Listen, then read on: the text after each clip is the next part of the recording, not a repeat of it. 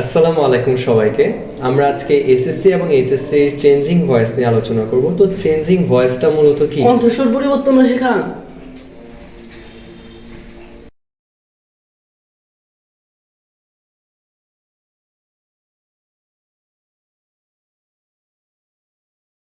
আসসালামু আলাইকুম। আমরা আজকে এসএসসি এবং এইচএসসি এর চেঞ্জিং ভয়েসটা শিখব। তো চেঞ্জিং ভয়েস একটা বোর্ডে সর্বোচ্চ কয়টা আসে? দেখা যায় ট্রান্সফরমেশন আসতেছে একটা কি দুইটা বলে হয় অ্যাক্টিভ করতে বা প্যাসিভ করতে। তার মানে এক বা দুই নাম্বারের জন্য আমাদের চেঞ্জিং ভয়েসটা শেখা লাগতেছে। কারণ চেঞ্জিং ভয়েস অনেক ডিটেইলসে শেখা যায় ও সব নিয়ম একদম সবকিছু যত নিয়ম আছে সব নিয়ম করে, কিন্তু অত কিছু করা লাগে না, কারণ চেঞ্জিং ভয়েস টপিকটা খুবই ইজি, খুবই শর্টলি এটা শেখা যায়। আমরা আজকে চেষ্টা করবো শুধুমাত্র 4টে স্টেপ ফলো করে চেঞ্জিং ভয়েসটা করো। প্রথম স্টেপটা হচ্ছে আমরা অবজেক্টকে সাবজেক্ট বানাবো, 2 নাম্বার হচ্ছে টেন্স ও পার্সন অনুযায়ী অক্সিলারি ভার্ব, তারপর হচ্ছে ভার্বের পাস্ট পার্টিসিপাল ফর্ম বা আমরা ভার্বের থার্ড ফর্ম যেটাকে বলি, আর লাস্ট হচ্ছে আমরা সাবজেক্টকে অবজেক্ট বানাবো। এটা করার সময় দুইটা নোট মাথায় রাখা লাগবে। প্রথমটা হচ্ছে কন্টিনিউয়াসের ক্ষেত্রে অক্সিলারি ভার্বের পর বিং, আর পারফেক্টের ক্ষেত্রে অক্সিলারি ভার্বের পর বিং আসবে। আচ্ছা, আমরা যে কোনো একটা এক্সাম্পল দিয়ে এটা ট্রাই করি। আমি যদি একটা এক্সাম্পল নিই, রোহান প্লেস ক্রিকেট। প্রথম কাজ হচ্ছে আমরা সাবজেক্ট আর অবজেক্ট মার্ক করবো। এই সেন্টেন্সের সাবজেক্ট কে রোহান আর অবজেক্ট হচ্ছে ক্রিকেট, তাহলে আমরা সাবজেক্ট অবজেক্ট মার্ক করলাম। 2 নম্বর কথা হচ্ছে আমাদের টেন্স বোঝা লাগবে যে এটা কোন টেন্সে আছে। যেহেতু এখানে ভার্বের শেষে এস বা ইএস যুক্ত হয়েছে, তার মানে এটা প্রেজেন্ট ইনডিফিনিটে আছে। আর ভার্ব যেটা ভার্ব হচ্ছে প্লে, ভার্ব কি ফর্ম জানা লাগবে, আর লাস্ট হচ্ছে সাবজেক্টকে অবজেক্ট বানানো। আচ্ছা, তাহলে আমরা প্রথমে অবজেক্টকে সাবজেক্ট বানাই। ক্রিকেট যেহেতু থার্ড পারসন সিঙ্গুলার নাম্বার আর এটা একটা বস্তু, এটার কোনো সাবজেক্টিভ ফর্ম আলাদা নাই। যেমন এখানে যদি আমাদের হার থাকতো তাহলে হারের সাবজেক্টিভ ফর্ম হিসেবে আমরা সি লিখতে পারতাম। এখানে ক্রিকেট ক্রিকেট বস্তু, এটার কোনো আলাদা অবজেক্টিভ বা সাবজেক্টিভ ফর্ম হয় না, এটার অবজেক্টিভ ফর্মটা সাবজেক্টিভ ফর্মও তাই। তাহলে ক্রিকেট ক্রিকেটের মতো বসাই ক্রিকেট।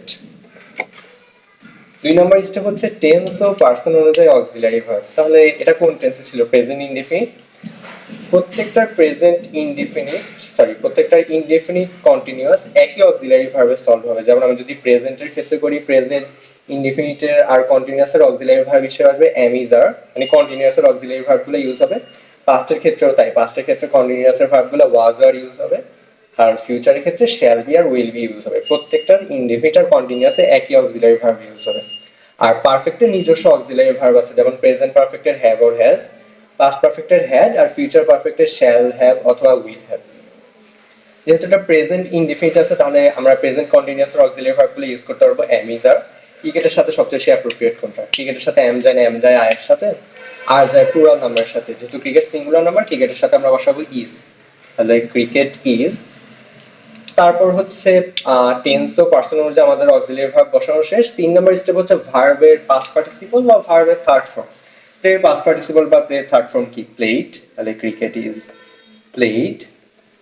এবার 4 নম্বর স্টেপ, সাবজেক্টকে অবজেক্ট বানাবো।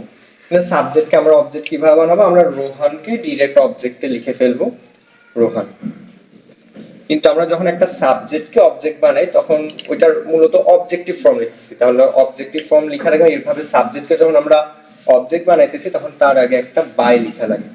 তাহলে cricket is played by Rohan. আমরা 4টি স্টেপের মাধ্যমে যে ভয়েস আছে ভয়েসটা মোটামুটি হয়ে গেছে। এখন বাকি থাকবে আমাদের কন্টিনিউয়াস আর পারফেক্টের এক্সট্রা যে 2টা স্টেপ আছে ওইটা ইমপ্লাই করে, ওইটা আমরা একটা এক্সাম্পলের মাধ্যমে শিখি। আচ্ছা, আমরা এবার একটা কন্টিনিউয়াসের একটা সেন্টেন্স দেখি। যেমন শি is playing football। একই ধরনের এক্সাম্পল নিতেছি যাতে আমাদের বুঝতে সুবিধা হয়। আচ্ছা, she is playing football। ওই যে আগের মতোই আমরা স্টেপগুলো ফলো করি। ফার্স্ট অবজেক্টকে সাবজেক্ট বানাই, ফুটবল।